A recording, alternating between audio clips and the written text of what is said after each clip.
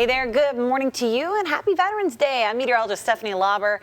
On this Veterans Day Monday, we're tracking some dense fog across the coastal bend. So we're bringing you this view from our Sand Dollar City camera where even along the coast, yeah, our visibility is better than many other neighborhoods across the coastal bend, but we are not looking too good here. You can even see what looks like some of that coastal flooding with water coming up higher onto the beach. But boy, it'd be much easier to see if we didn't have all this fog out there. But yeah, this will be improving as we go through as early as the next 30 minutes, but we'll see huge improvements with a lot of this fog out of the way around 9 a.m. That's when our dense fog advisory, shown here for all the counties shaded in gray, will be allowed to expire.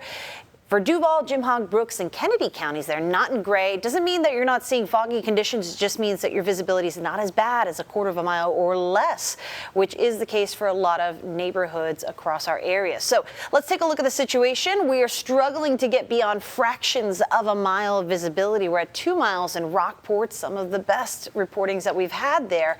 But even at NAS Corpus Christi now on the Bluff, we're struggling to get above a mile of visibility. What's happening is our temperatures have fallen to the upper 60s to around 70 degrees after a warm Sunday afternoon. So that condenses all of that moisture in the air into clouds of fog. And since there isn't much for wind to keep things shaking and moving, it just settles out on the roadways and it's pretty dense out there. But once we get the sun to rise, shake things up, we'll start to see the fog dissipate. That'll happen, in about 10 minutes for us. It'll be looking a lot better. But throughout the rest of this morning, lots of sunshine on the way, which is good news for our pup star in the dog walking forecast. Spanky loves to sunbathe. We'll have plenty of opportunity for that today as highs top out in the upper 80s. We'll be in the middle 80s by lunchtime. Not much of a breeze, but it is going to feel more summer-like than a November day should. If that calls you out to the coast for some Veterans Day celebrations, please be careful. The water still not the friendliest. A moderate risk of rip currents out there.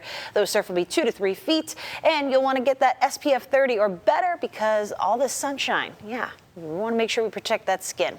Now, sunset happens at 5:39 p.m., so that is earlier than some of us may like with this summer-like weather. But hey, when does the fall weather return? We're looking for one of these pointy blue lines, a cold front to move through the coastal bend. That looks to happen as we move into early Thursday morning. But like many of the past couple of cold fronts, this one is not going to be very strong. It'll just cool us down in the mornings. And for the rest of November, we probably have a good chance there of seeing warmer than average temperatures. So get used to this warm November feeling. The coolest weather we've got for you is Friday morning, a low of 56 degrees.